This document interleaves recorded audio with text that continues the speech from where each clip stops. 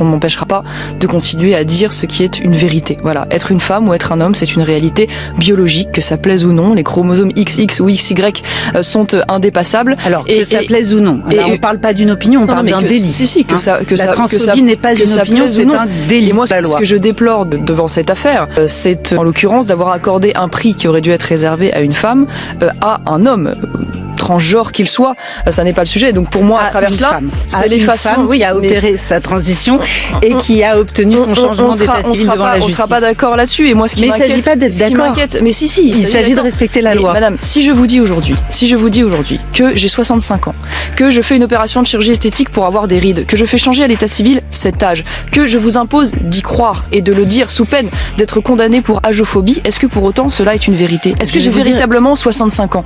Mais la question n'est pas d'y qu'un homme naisse dans un corps de femme ou l'inverse. Je suis contre cette propagande qui aujourd'hui détruit des générations, détruit les jeunes enfants, crée des cas de malaise psychiatrique extrêmement graves avec des enfants qui aujourd'hui sont poussés à la mutilation physique, à prendre des hormones de croissance avec des conséquences durables sur leur fertilité. Je me bats contre cela. Mais donc on ne va pas tomber d'accord, vous savez. Ou de ne pas croire, il s'agit de défendre le réel ou de défendre le mensonge. Mais vous êtes quelle différence y a-t-il entre la défense de la famille que vous proposez, vous, et celle que proposait le maréchal Pétain?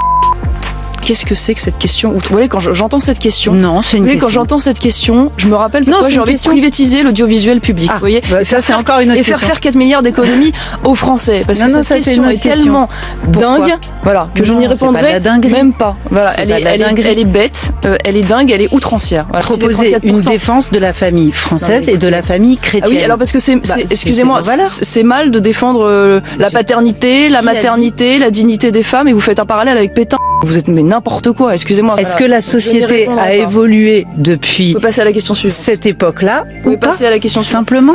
Excusez-moi, oui, alors les enfants sont toujours faits par des hommes et des femmes. Je suis désolée, c'est peut-être fasciste pour vous. C'est insupportable. La nature est fasciste, c'est terrible. Simplement. C'est terrible. C'est simplement que quand on écoute le maréchal Pétain, la famille française, c'est la cellule de base de la France. Je crois que Hitler aimait la confiture de fraises. Vous aimez la confiture de fraises? Vous êtes un peu Hitler, finalement. Est-ce que vous aimez la confiture de fraises comme Hitler?